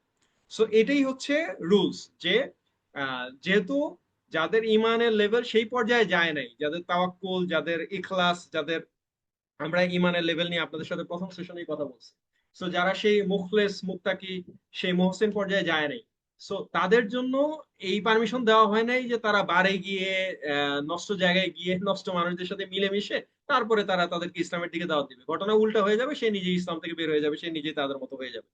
সো এই কারণেই আল্লাহ এই জায়গাগুলোতে বারবার সাবধান করছেন, যে আল্লাহ বলতেছেন যে আল্লাহ মুনাফিক কাফিরদেরকে জাহান্নামে একসাথে সমবেত করবেন, তাদের সাথে তোমরা বৈষণা চলাফেরা করো না, নাইলে তোমরা তাদের অন্তর্ভুক্ত হয়ে যাবে। এছাড়াও সূরা আল মায়েদার 57 নম্বর 58 নম্বরে আল্লাহ কি বলতেছেন যে তোমরা আহলে কিতাবদের মধ্যে ইহুদি খ্রিস্টান যারা আল্লাহর ধর্ম নিয়ে, আল্লাহর বিধান নিয়ে খেল তামাশা উপহাস করে, তোমাদের সাথে বিদ্রুপ করে, তাদেরকে তোমরা বন্ধুরূপে গ্রহণ করো না যদি তোমরা মুমিন হও। যদি তোমরা মুমিন হও, তারা যাতে তোমাদের অন্তরঙ্গ বন্ধু না হয়। এখানে একটু ব্যাখ্যা দেওয়ার প্রয়োজন আছে। সেটা হচ্ছে এই বন্ধু মানে এটা না যে তাদের সাথে আমাদের ব্যবসা বাণিজ্য থাকবে না, তাদের সাথে অফিস আদালত থাকবে না। আমরা যারা বাইং হাউসে চাকরি করি, মাল্টি ন্যাশনালসে চাকরি করি, আমরা হায়ার ডিগ্রি অর্জনের জন্য তারা দেশের বাইরে যাই, শুধু হায়ার ডিগ্রি অর্জনের জন্য, সেটার কথা বলতেছি। সো তাদের সাথে কোনো ধরনের মুআমালাত থাকবে না, দুনিয়াবি সম্পর্ক থাকবে না, এটা ইসলামে নিষেধ করা হয়নি, আল্লাহ এটা নিষেধ করেননি। আল্লাহ বলছেন তাদেরকে ওলি রূপে গ্রহণ করা যাবে না, তাদেরকে অভিভাবক বানানো যাবে না, তাদেরকে অন্তরঙ্গ বন্ধু বানানো যাবে না।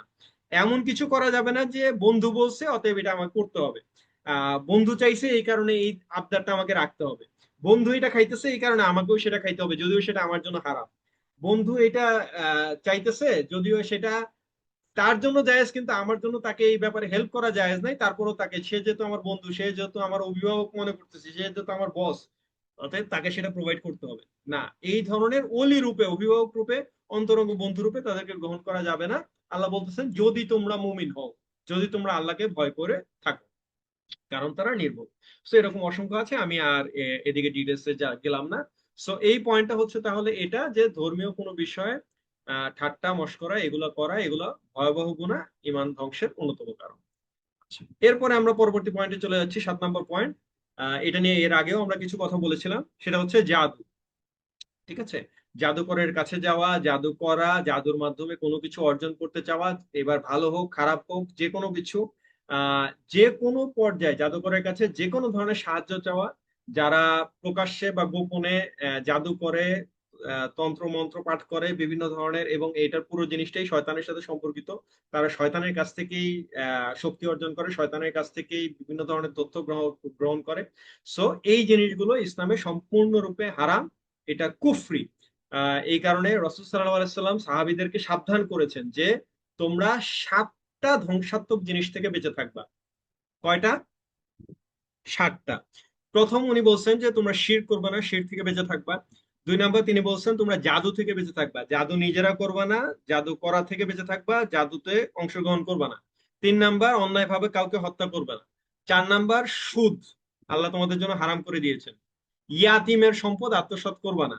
এবং 6 নম্বর হচ্ছে যখন তোমরা ইসলামের হয়ে জিহাদ করতে যাবা, যখন তোমরা মুজাহিদ হিসেবে ময়দানে অবতীর্ণ হবা, কোনো অবস্থাতেই যুদ্ধ থেকে পলায়ন করবা না, যান বাঁচাতে যুদ্ধক্ষেত্র থেকে পালিয়ে যাবা না। আর 7 নাম্বার খুব ইম্পর্টেন্ট একটা ব্যাপার, সেটা হচ্ছে সতী সাধ্বী কোনো মুমিন নারীকে তোমরা অপবাদ দিবা না। যেখানে তোমার সাক্ষী নাই, যেখানে তুমি নিশ্চিত না যে এই মুমিন নারী কোনো ধরনের অপরাধে লিপ্ত হয়েছে বা সে নিজে থেকে স্বীকারোক্তিমূলক জবানবন্দি দেয় নাই, তোমার সামনে সাক্ষী নেই, কোনো মুমিন নারীকে অপবাদ দেওয়ার সুযোগ নেই। অথচ আপনারা জানেন যে রাসূল সাল্লাল্লাহু আলাইহি ওয়াসাল্লাম জীবিত থাকা অবস্থাতেই স্বয়ং তার স্ত্রী আহ মানে উম্মুল মুমিনিন আয়েশা রাদিয়াল্লাহু আনহাকে অপবাদ দেওয়া হয়েছিল। তো এই 7টা ব্যাপারে রাসূল সাল্লাল্লাহু আলাইহি ওয়াসাল্লাম আমাদেরকে সাবধান করে দিয়েছেন যে তোমরা এই 7টা কাজ থেকে বেঁচে থাকবে, এই জিনিসগুলো যাতে তোমাদের মাধ্যমে না হয়। আল্লাহ জাদুর ব্যাপারে অনেক জায়গায় আমাদেরকে সাবধান করেছেন।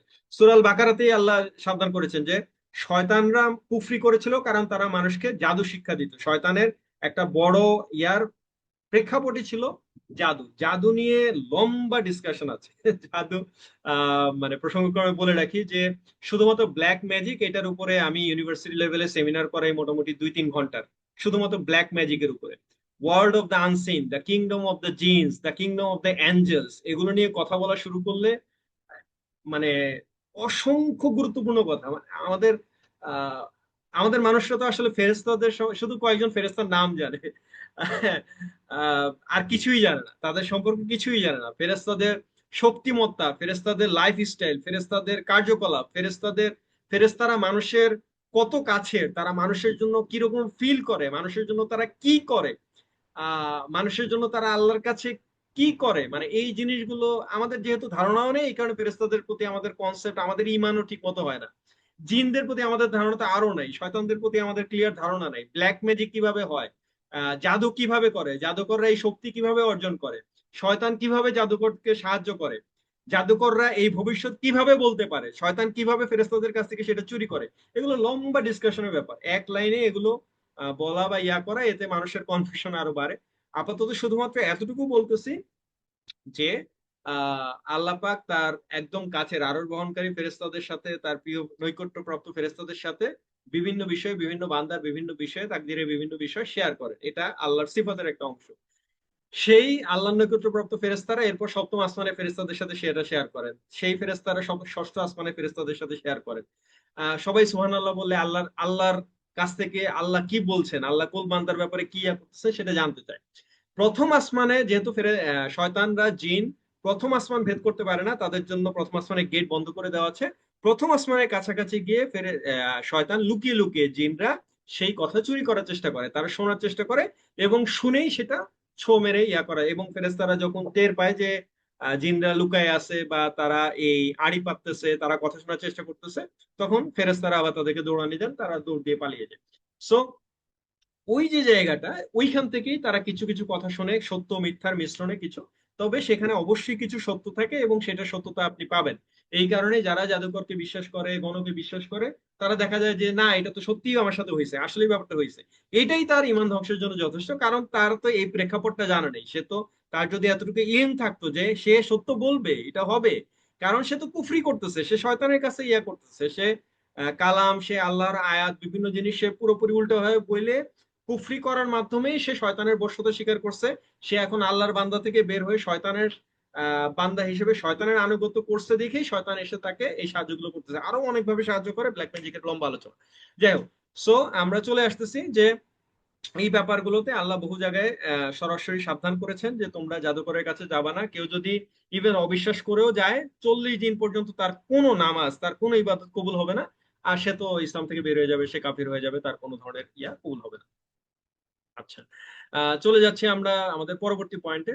সো আমাদের 8 নম্বর পয়েন্ট যেটা, সেটা হচ্ছে যে মুসলমানদের বিরুদ্ধে মুশরিকদেরকে সাহায্য সহযোগিতা করা। আপনারা এই এখনকার সময়ে বর্তমান পৃথিবীতে এমন বহু ঘটনা পাবেন, বহু কিছু পাবেন, এমনকি মানে দেখেন অনেক অনেক কিছুই তো আছে যে আপনি পজিটিভ নেগেটিভ বলতেই পারেন। তারপরেও আপনি যখন দেখবেন যে আপনার মানে এখন গণতন্ত্র হারাম, কিছু করার নেই, কিন্তু আপনাকে গণতান্ত্রিক ব্যবস্থায় আপনি যখন থাকতেছেন, তখন গণতান্ত্রিক ব্যবস্থায় আপনাকে মেনে চলতে হবে যতক্ষণ পর্যন্ত আপনি খিলাফত প্রতিষ্ঠিত হতে না দেখতেছেন, বা আপনি নিজে খেলাফত প্রতিষ্ঠার সেই সক্ষমতা অর্জন না করতেছেন, যতক্ষণ পর্যন্ত একটা ইসলামী রাষ্ট্র তৈরি না হচ্ছে। এখন আলহামদুলিল্লাহ আফগানিস্তানে ইসলামী শরিয়া কায়েম হয়েছে, সেখানে খেলাফত প্রতিষ্ঠা হয়েছে, সেটার ব্যাপার আলাদা। যতক্ষণ পর্যন্ত তারা পারেনি, গত 20 বছর ধরে তাদেরকে লড়াই সংগ্রাম করতে হয়েছে। সো তার আগ পর্যন্ত গণতন্ত্র ছিল, সেইভাবেই চলতে হয়েছে। কাফির রাষ্ট্ররা যেভাবে বলেছে সেভাবেই তাদের ইয়া চলেছে। এখন বিষয় যেটা, সেটা হচ্ছে যে আপনি যখন গণতান্ত্রিক ব্যবস্থায় আছেন, তখন আপনাকে গণতান্ত্রিক ব্যবস্থায় ভোট দিতে হবে, নির্বাচন করতে হবে, নির্বাচিত প্রার্থী মনোনীত করতে হবে। এখন সেই জায়গায় আপনি 5 জনের মধ্যে আপনি দেখবেন যে সবচেয়ে খারাপ, সবচেয়ে কম অনিষ্টকারী যেটা সেটা। কিন্তু সবার আগে তো আপনি দেখবেন যে 5 জন মুসলমান কিনা। যে জায়গায় একজন মুসলমানের বিপরীতে একজন অমুসলিম দাঁড়াবে, সেই জায়গায় যদি আপনার কথা হয় যে মুসলমানে, এই মুসলমানের চরিত্র খারাপ, এই মুসলমানের 101টা গুণ, মানে ধরেন বাজে দিক আছে, ভয়াবহ মনে করেন বাজে দিক আছে, আর আপনার কাছে মনে হচ্ছে যে ওই মুশরিক, ওই কাফের, সে অনেক ভালো, সে সুন্দর কথা বলে, সে সুন্দর সুন্দর কাজ করে, সমাজসেবামূলক কাজ করে, এই কারণে আপনার কাছে যদি সে এই মুসলমানের চাইতে বেশি প্রিয় হয়ে যায় এবং আপনার ভোট যদি তার তার কাছে চলে যায়, তাহলে আপনি আল্লাহর কাছে কি জবাব দিবেন সেটা আপনি চিন্তা করে রাখেন। কারণ আপনি সিম্পলি যেটা করেছেন, আপনি মুসলমানের বিরুদ্ধে আপনি একজন কাফিরকে সাহায্য সহযোগিতা করেছেন। আরো সহজ ভাষায় বুঝেন, এই যে জাস্ট 2 দিন আগে যে ঘটনাটা ঘটলো নিউ ইয়র্কে, মামদানি সে ইতিহাসের প্রথম মুসলিম মেয়র হিসেবে যে চলে আসছে, একদম ইয়াংগেস্ট এবং মুসলিম মেয়র। ইতিহাসের আগে কখনো যুক্তরাষ্ট্রে কোনো মুসলিম মেয়র সেখানে হয়নি, এবং বিরাট একটা উত্থান গত 2 দিন ধরে, পুরো হট নিউজ। এখন সেখানেও আপনি দেখবেন যে নিউ ইয়র্কের মধ্যেও আপনি এরকম মুসলমান পাবেন, যারা মুসলমান হওয়া সত্ত্বেও, যারা হয়তো মামদানিকে ভোট না দিয়ে অন্যদেরকে ভোট দিচ্ছে, তাদের অনেক ধরনের এক্সকিউজ দেখবেন, অনেক ধরনের, এমনকি তারা হয়তো অনেক বেশি হিকমা অবলম্বন করতে গেছে, যে ট্রাম্পই একে পছন্দ করে না, তো রাষ্ট্রপ্রধান যিনি আছে তিনি যদি মেয়রকে সাহায্য না করেন, তিনি যদি মেয়রকে গ্রেফতার করেন, তিনি যদি আমাদের জন্য বাজেট স্যাংশন না করেন, নিউ ইয়র্কে যদি বাজেট কমায় দেন, তাহলে আমরা বাঁচবো কি হবে, মেয়র আর কি করতে পারবে। সো এই ধরনের অনেক এক্সকিউজ, অনেক লজিক্যাল আর্গুমেন্ট দেওয়ার সুযোগই আছে। কিন্তু আপনি যদি বেসিক ইসলামিক কনসেপ্ট থেকে চিন্তা করেন, তাহলে আপনার হাতে কোনো সুযোগ নেই। আপনি সবার আগে দেখবেন সেখানে কোনো মুসলমান প্রার্থী আছে কিনা, গেল, শেষ, সহজ। মুসলমান প্রার্থী থাকলে আপনি এবার 5 জনের মধ্যে আপনি দেখবেন সবচেয়ে কম ক্ষতিকর কে, মানুষের জন্য সবচেয়ে বেশি উপকারী কে, শেষ। এখন আপনি ইসলামিক রাষ্ট্রে নাই, গণতান্ত্রিক ব্যবস্থায় আপনি তাদেরকেই ভোট দিয়ে ইয়া করবেন যাদের ব্যাপারে আপনি জানেন। আপনি যদি এখন এমন হয় যে কারো ব্যাপারেই জানেন না, কারো ব্যাপারে আপনি ঠিক আছে, আপনি ভোট দিয়েন না, as simple as it. So প্রসঙ্গ কথাটা বললাম, যদিও ভোটের ব্যাপারে মাসলা মাসাইল এগুলো লম্বা আলোচনার বিষয়, এক লাইনে সহজে কথা বলে আসলে ইয়া করাটা ডিফিকাল্ট। সো তাহলে বিষয়টা যেটা, সেটা হচ্ছে যে মুসলমানদের বিরুদ্ধে কাফিরদেরকে সহযোগিতা করা যাবে না। কারণ সূরা আল মায়েদার 51 নম্বর আয়াতে আল্লাহ বলে দিয়েছেন যে তোমাদের মধ্যে সে যেই হোক, বিধর্মীদের সাথে বন্ধুত্ব করবে, বিধর্মীদেরকে সাহায্য করবে, তারা তাদেরই অন্তর্ভুক্ত হবে। তার মানে সে আর মুসলমানদের অন্তর্ভুক্ত থাকবে না, সে তাদের অন্তর্ভুক্ত হয়ে যাবে, কাফিরদের অন্তর্ভুক্ত হয়ে যাবে। এবং আল্লাহ কি বলতেছেন, যে আল্লাহ জালিমদেরকে পথ প্রদর্শন করে না, আল্লাহ তাদেরকে জালিমের অন্তর্ভুক্ত করে দিচ্ছেন, এবং এই ব্যক্তিকেও আল্লাহ জালিম হিসেবে সম্বোধন করতেছেন। আল্লাহ আরো কি বলতেছে, সূরা মুমতাহিনের 1 নম্বর আয়াতে দেখেন, যে হে মুমিনগণ, তোমরা আমার এবং তোমাদের শত্রুদেরকে বন্ধুরূপে গ্রহণ করবা না। যে আমার শত্রু, ইসলামের শত্রু, তোমাদের শত্রু, তাদেরকে কিন্তু তোমরা বন্ধু বানায়ও না, বরং তোমরা বন্ধুদের প্রতি হবে কঠোর। তোমরা মুমিনরা মুমিনদের প্রতি হবে সহৃদয়বান, সহানুভূতিশীল, আর বন্ধুদের প্রতি হবে কঠোর। আজকে আপনি আমাদের অবস্থা দেখেন, আমরা হচ্ছি ইহুদি, খ্রিস্টান, অমুসলিম, তাদের প্রতি একদম নম নম, মানে যত উদার, যত সহানুভূতিশীল, মানে তাদের সাথে পারলে মানে হাইসে কথা বলতে হবে, নম নম করতে হবে, তাদেরকে খুব রেসপেক্ট দিতে হবে। আর যদি আমার একজন মুসলিম ভাই হয়, সে দাড়িওয়ালা হোক, টুপিওয়ালা হোক, সে যত বড় হুজুর হোক, মোল্লা হোক, আলেম হোক, যাই হোক, তার কথার কোনো দাম নাই, তাকে রেসপেক্ট করার কোনো দরকার নাই, তার প্রতি আমার সহানুভূতির দরকার নেই, কোনো কিছুর দরকার নেই। আমার যত আবেগ, যত ভালোবাসা, সব হচ্ছে কাফিরদের জন্য। এবং এটাই হয়ে গেছে আমাদের অবস্থা, আমাদের কালচার, আমাদের এখানে সব যে আমাদের একার দোষ, আমাদের ইয়ার দোষ, সেটা না। আমি তো বলতেছি যে আমাদের ইলম, আমাদের কালচার, আমাদের আপব্রিঙ্কিং, ছোটবেলা থেকে আমরা এইভাবেই বড় হয়েছি। এটা এটা আল্লাহ খুব ভালো মতো জানে যে আমরা যেহেতু এটা বড় হয়েছি, এই কারণে আমরা যেই ভুলের মতো দিয়ে বড় হয়েছি, আমাদের সন্তানরা যাতে সেই ভুলের মধ্যে দিয়ে যাতে বড় না হয়, সেই জিনিসটা ইনশোর করা না আমাদের জন্য জরুরি, যাতে ওরা অন্তত আমাদের কাছ থেকে সঠিক ধারণাটা পায়, কনসেপ্টটা পায়। ওরা যাতে বুঝতে পারে যে ওদের সবচেয়ে কাছের মানুষগুলো কারা হবে আর ওদের সবচেয়ে দূরের মানুষগুলো কারা হবে, অমুসলিমদের সাথে ওদের আহ লেভেলটা কিরকম হবে, ওদের বন্ধুত্বের লেভেলটা কিরকম হবে। আজকে আপনি আহ, মানে দেখবেন যে ঘরে ঘরে প্রত্যেকটা ফ্যামিলি এবং তাদের আত্মীয় স্বজনের মধ্যে আপনি দেখবেন যে এখন তো বাংলাদেশে খুব কম ফ্যামিলি আছে যাদের আত্মীয় স্বজনের মধ্যে কেউ না কেউ দেশের বাইরে নেই। এবং কেউ না কেউ দেশের বাইরে আছে, তাদের ফার্স্ট জেনারেশন, সেকেন্ড জেনারেশন, সেখানে আপনি দেখবেন যে তাদের সেকেন্ড জেনারেশন যে কাদেরকে বিয়ে করেছে কোনো ঠিক ঠিকানাই নেই। এমনকি দেশের মধ্যেও আপনি দেখবেন যে এগুলো এখন মানে খুব মডার্নিজমের একটা ব্যাপার হয়ে গেছে, যে হ্যাঁ মুসলমান সে একজন অমুসলিমকে বিয়ে করতেছে, একটা মুসলিম মেয়ে সে অমুসলিমকে বিয়ে করতেছে, একটা মুসলিম ছেলে অমুসলিমকে বিয়ে করতেছে। ভয়াবহ কথা। এবং আগের দিনের ইয়াতে আমরা দেখে বলেছি আপনাদেরকে যে আল্লাহ কোরআনে স্পষ্টভাবে নিষেধ করেছেন যে এই কাজগুলো তোমরা করবে না। তো যাই হোক, 8 নম্বর পয়েন্টটা ছিল এটা। এর পরবর্তী পয়েন্টে চলে যাচ্ছি, 9 নম্বর পয়েন্ট। সেখানে বলা হচ্ছে যে যে ব্যক্তি মনে করে যে রাসূল সাল্লাল্লাহু আলাইহি ওয়াসাল্লামের শরীয়ত ব্যতীত অন্য কোনো ধর্ম, অন্য কোনো জীবন বিধান, অন্য কোনো কিছু মানলেও তাকে আল্লাহ মাফ করে দিবে, সে জাহান্নাম থেকে বেঁচে যাবে, জান্নাত পেয়ে যাবে, আল্লাহ সন্তুষ্টি পেয়ে যাবে, সে কাফির হয়ে যাবে। কারণ সরাসরি আপনাদেরকে এর আগেও আমরা আলোচনা করেছিলাম, তাই এইগুলো নিয়ে ডিটেল ডিসকাশনের দরকার নাই। কারণ আল্লাহ দিন পূর্ণাঙ্গ করে দিয়েছেন, জীবন বিধান হিসেবে ইসলামকে আমাদের জন্য মনোনীত করে দিয়েছেন। এবং রাসূল সাল্লাল্লাহু আলাইহি সাল্লাম উনি শুধুমাত্র আমাদের নবী না, রাসূল সাল্লাল্লাহু আলাইহি সাল্লামকে আল্লাহ সমগ্র উম্মার জন্য এবং শেষ জামানা পর্যন্ত, কিয়ামত পর্যন্ত সকল মানুষের নবী হিসেবে, রাসূল হিসেবে, পথ প্রদর্শক হিসেবে প্রেরণ করেছেন। কুরআন শুধুমাত্র মুসলমানদের জন্য না, কুরআন আল্লাহ সমগ্র বিশ্ববাসীর জন্য হেদায়েতের গ্রন্থ হিসেবে প্রেরণ করেছেন। সো এই কারণে কুরআন শুধুমাত্র মুসলমানরা কিনবে, মুসলমানরা পড়বে, এমনকি মুসলমানরা কোরআনের অর্থই পড়ে না, তাফসীরই পড়ে না। আর বাকিদেরকে তো আপনি কোরআন গিফট করবেন, অর্থ সহ কোরআন গিফট করবেন, ইংলিশ ট্রান্সলেশন সহ কোরআন গিফট করবেন, সে যে ভাষা বুঝে সেই ভাষা সহ কোরআন গিফট করবেন, ভালো কাজ। তাকে দাওয়াত দিবেন। একজন অমুসলিমকে মুসলিম করা এর চাইতে বড় কাজ কি হইতে পারে? আপনি তো জান্নাতের কাছাকাছি চলে যাবেন, শুধু ঈমান নিয়ে পড়তে পারলেই হলো, আর একটা অমুসলিমকে মুসলিম করে গেছেন, দ্যাটস এনাফ। সো এই যে জায়গাগুলো, সেই জায়গাগুলোতে মানুষকে তার এই যে ইসলাম ধর্ম আহ আল্লাহ জীবন বিধান হিসেবে যখন এটা ডিক্লেয়ার করে দিয়েছেন, তখন মুসলমান, হিন্দু, খ্রিস্টান, বৌদ্ধ, সারা পৃথিবীর যত ধরনের ধর্মের অনুসারী আছে, তাদের সবার জন্য আল্লাহর মনোনীত ধর্ম একটাই, ইসলাম। তাকে ইসলামী শরিয়াতে মানতে হবে, নবী হিসেবে রাসূল সাল্লাল্লাহু আলাইহি ওয়াসাল্লামের দেখানো পথেই তাকে চলতে হবে, রাসূল সাল্লাল্লাহু আলাইহি ওয়াসাল্লামের উম্মত হিসেবেই তাকে ইয়া করতে হবে। এবং কি আপনারা জানেন যে ঈসা আলাইহিস সালাম দোয়া করছেন, এবং আল্লাহ সে দোয়া কবুল করে ঈসা আলাইহিস সালামকে আবার শেষ জামানায় রাসূল সাল্লাল্লাহু আলাইহি ওয়াসাল্লামের উম্মত হিসেবেই নিয়ে আসবেন। তিনি ইমাম মাহাদির সাথে সঙ্গী হিসেবে, এবং তার আন্ডারে রাসূল সাল্লাল্লাহু আলাইহি ওয়াসাল্লামের উম্মত হিসেবে তারপরে এসে রাষ্ট্র প্রতিষ্ঠা করবেন। সো এই এই জায়গাগুলোতে আল্লাহ জাস্ট একটা আয়াত বলতেছে, যে সূরা আল ইমরানের 83 নম্বর আয়াতে আল্লাহ কি বলতেছেন, যে আল্লাহ আমাদেরকে প্রশ্ন করতেছেন যে তোমরা কি আল্লাহর দ্বীনের পরিবর্তে, দ্বীন কথাটা আবার খেয়াল করেন, যে মানে পুরো জীবন বিধান হিসেবে তোমরা আল্লাহর দ্বীনের পরিবর্তে অন্য কোনো দিন, অন্য কোনো জীবন বিধান, অন্য কোনো মানুষ নির্মিত সংবিধান, অন্য কোনো কিছু তালাশ করতেছো, অন্য কিছু খুঁজতেছো। অথচ আসমান এবং জমিনের মধ্যে যা কিছু আছে, তারা স্বেচ্ছায় হোক অথবা অনিচ্ছায় হোক, তারা সবাই আল্লাহর অনুগত, আল্লাহরই অনুগত থাকবে, এবং তারা আল্লাহর কাছেই ফিরে যাবে।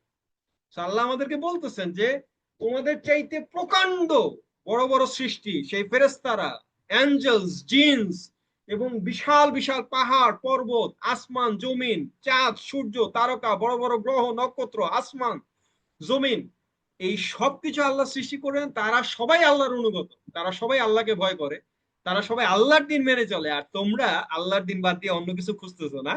তোমাদের এত এত বুদ্ধি হয়ে গেছে, বা তোমাদের এই অবস্থা যে তোমরা ওইটা বাদ দিয়ে অন্য কিছু খুঁজতেছো। আল্লাহ আমাদেরকে সাবধান করেছেন। তো এটা খুবই ভয়াবহ একটা ব্যাপার, দিন থেকে বেরিয়ে যাওয়ার কারণ। তো আজকে আমরা একটু কয়েক মিনিট সময় বেশি নিচ্ছি, জাস্ট জিনিসটা র্যাপ আপ করার জন্য, শেষ করার জন্য। সো আমাদের লাস্ট যে পয়েন্টটা, 10 নম্বর পয়েন্ট, সে 10 নম্বর পয়েন্টটা হচ্ছে আল্লাহর দিন থেকে কেউ যদি মুখ ফিরিয়ে নেয়। খুবই ভয়াবহ একটা ব্যাপার। আল্লাহর দিন ইসলাম থেকে কেউ যদি মুখ ফিরিয়ে নেয়, মুখ ফিরিয়ে নেওয়া মানে কি? মুখ ফিরিয়ে নেওয়া মানে হচ্ছে কেউ ইলম অর্জন করতে আগ্রহী না, কেউ দিনের আলোচনায় আগ্রহী না, দিন শিখতে আগ্রহী না, দিন পালন করতে আগ্রহী না, সে দিনের মজলিসে বসতে আগ্রহী না, দিনের আলোচনা শুনলেই তার অ্যালার্জি তৈরি হয়, তার মনে হয় যে সর্বনাশ হয়ে যাবে। তো ওই ওই 1 ঘন্টা আমার জীবন থেকে মনে হয় যেন সেই 1 ঘন্টায়, সপ্তাহের 1 ঘন্টা, সেই 1 ঘন্টায় সে পৃথিবীর সবচেয়ে বড় মানে এমন কোন গুরুত্বপূর্ণ কাজ করতো, এমন কোন আবিষ্কার করে ফেলতো, সে ওই 1 ঘন্টায় পৃথিবীর সবচেয়ে বড় বড়লোক হয়ে যাইতো। 1 ঘন্টায় সে এমন কোন সিক্রেটের সমাধান করে ফেলতো, এমন কোন ফর্মুলা আবিষ্কার করে ফেলতো যে সে নোবেল প্রাইজ জুটাই ফেলতো। এরকম কোনো ব্যাপারই না। অথচ সে ওই 1 ঘন্টা দেখা যাবে যে অন্য ফায়সা কাজে নষ্ট করতেছে, অন্য খারাপ কাজে নষ্ট করতেছে। অথচ তার একটা সুযোগ ছিল যে দিনের কাজে, ইয়ার কাজে সময় দেওয়া। কারণ ইলম অর্জনের চেয়ে উত্তম কোনো কাজ হইতে পারে না। আল্লাহ পাক যার কল্যাণ চান তাকেই আসলে দিনের জ্ঞান মঞ্জুর করেন, তাকে দিনের পথে কবুল করেন, ইলম অর্জনের পথে মঞ্জুর করেন। আসমান জমিনের ফেরেশতা সহ সবাই তার জন্য দোয়া করতে থাকে। সো আমরা এগুলো নিয়ে আগে কথা বলেছি। সো আল্লাহ কি বলতেছেন যে আহ, তোমাদের মধ্যে মানে তার চাইতে বড় জালেম, তার চাইতে বড় হতভাগা আর কে হতে পারে? আল্লাহ কোয়েশ্চেন করতেছেন এইভাবে যে তার চাইতে বড় জালিম আর কে হতে পারে, যেই ব্যক্তিকে আল্লাহর আয়াত দ্বারা, কোরআনের আয়াত দ্বারা, হাদিসের দ্বারা, সরাসরি আল্লাহর আয়াত দ্বারা যাকে উপদেশ দেওয়া হচ্ছে, কিন্তু সে তার থেকে মুখ ফিরিয়ে নিচ্ছে। আল্লাহ কোশ্চেন করতেছেন যে তার চাইতে বড় জালিম আর কে, যাকে আল্লাহর আয়াত দ্বারা উপদেশ দেওয়া হয় কিন্তু সে তার থেকে মুখ ফিরিয়ে নেয়। এরপর আল্লাহ বলতেছেন নিশ্চয়ই আমি অপরাধীদেরকে শাস্তি দিব, নিশ্চয়ই আমি অপরাধীদেরকে শাস্তি দিব। সূরা তহাতে আল্লাহ কি বলছেন? তহাতে আল্লাহ বলতেছেন যে আমার স্মরণ থেকে যে ব্যক্তি আমার স্মরণ করে না, মৃত্যুর কথা স্মরণ করে না, আমার সাথে সাক্ষাতের কথা স্মরণ করে না, যে ব্যক্তি এটাকে ভুলে থাকে, সো আল্লাহ বলতেছেন যে কেয়ামতের দিন আমি তাকে কিভাবে উত্থাপন করব? তাকে আমি উত্থাপন করব মানে অন্ধ অবস্থায়।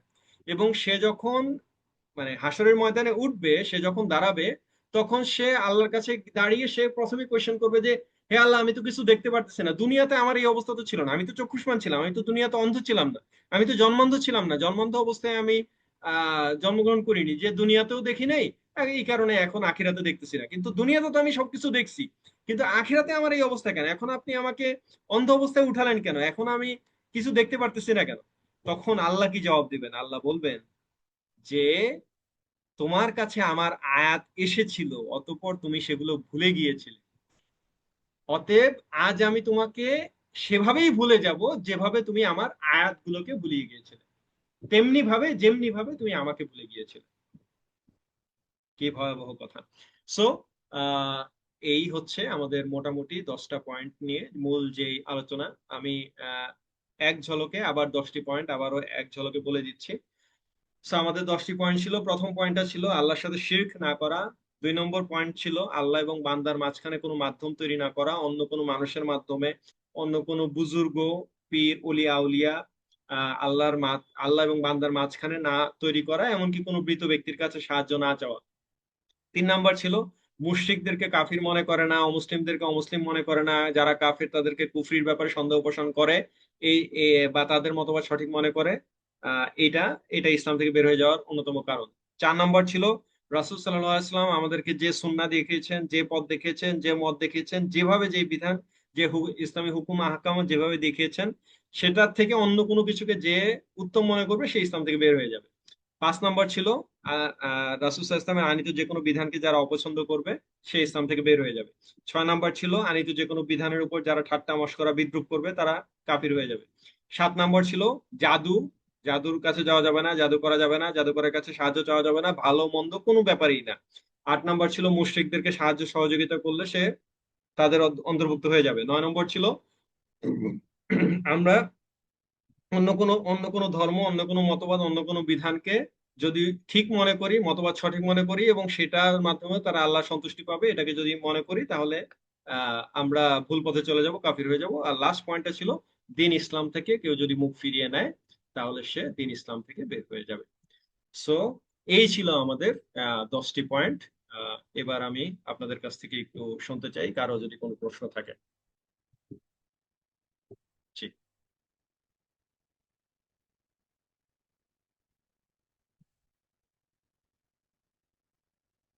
কারো কোনো প্রশ্ন আছে? একটু ঝটপট আমরা কয়েকটা প্রশ্ন নিতে পারি।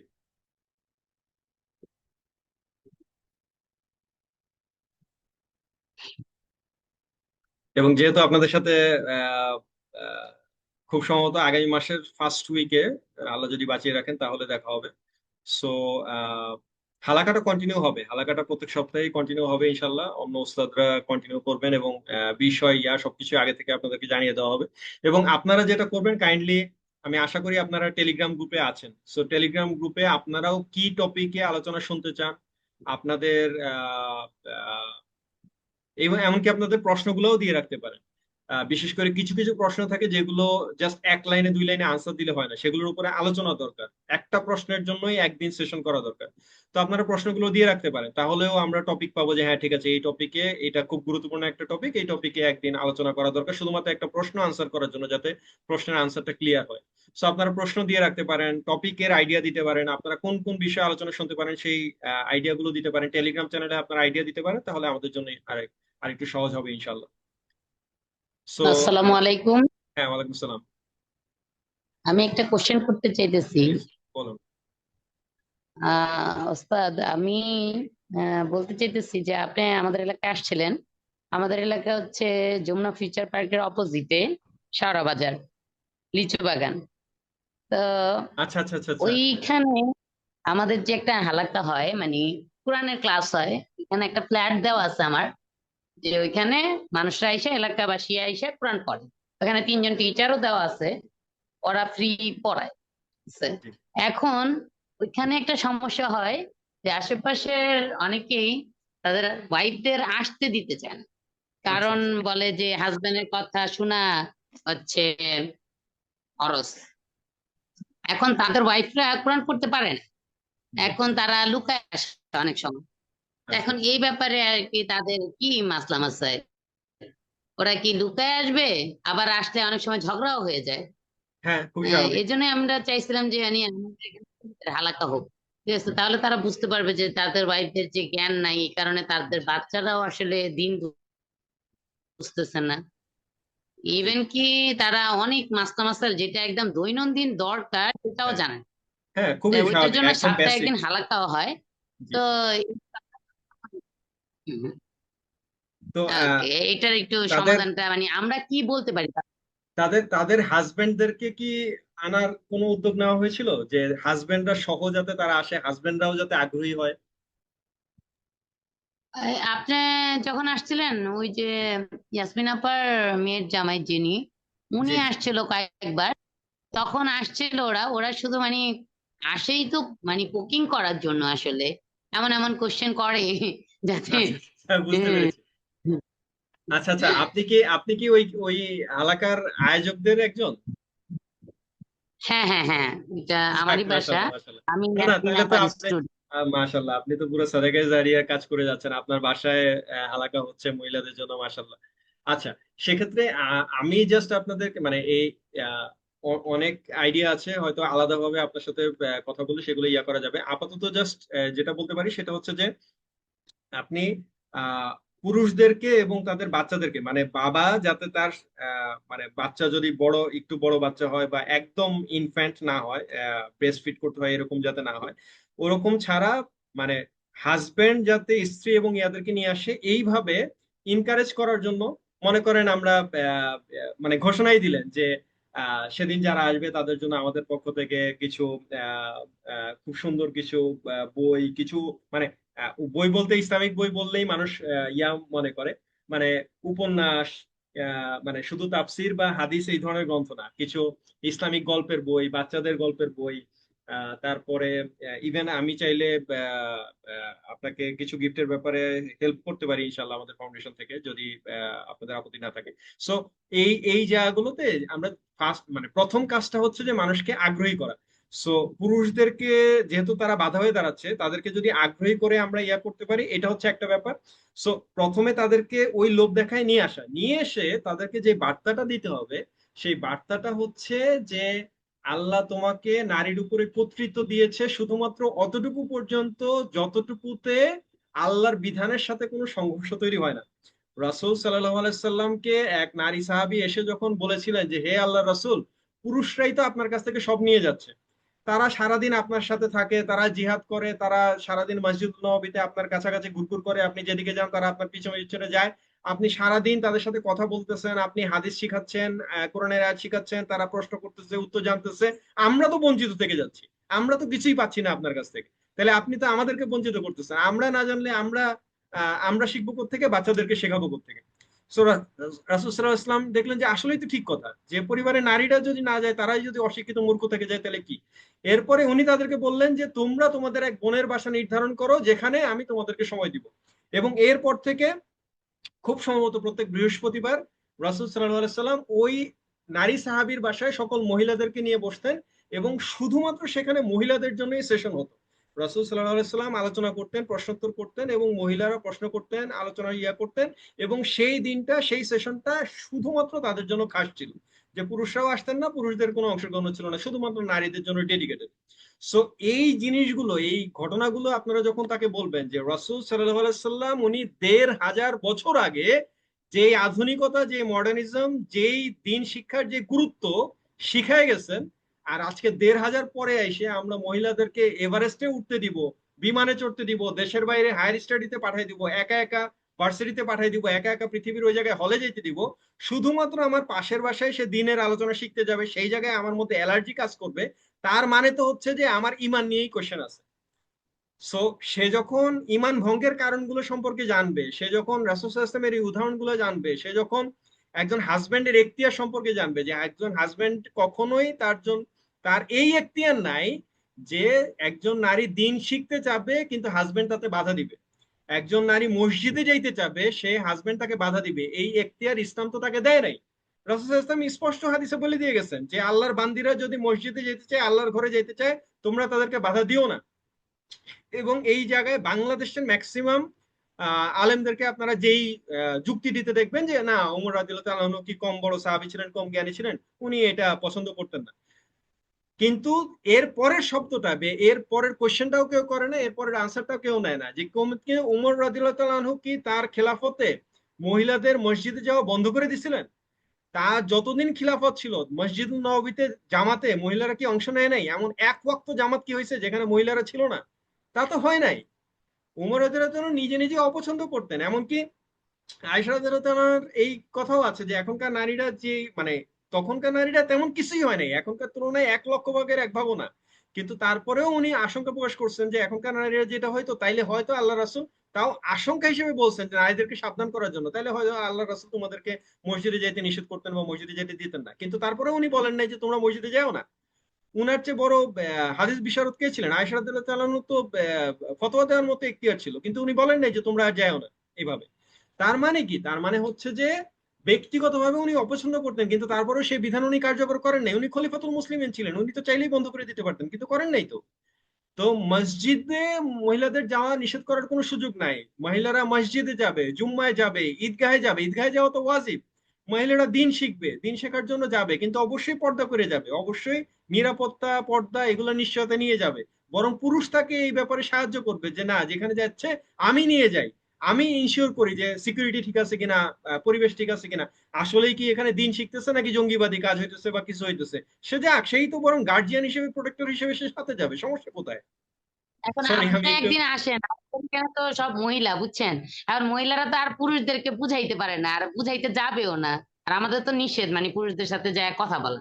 তো আপনি একদিন আসেন আমাদের এখানে, তো আমাদের পুরুষগুলার ইনভাইটেশন দেই, ওদের হাদিয়া তোফা যা লাগবে দিব, বাট ওরা এসে আপনার কথা শুনো।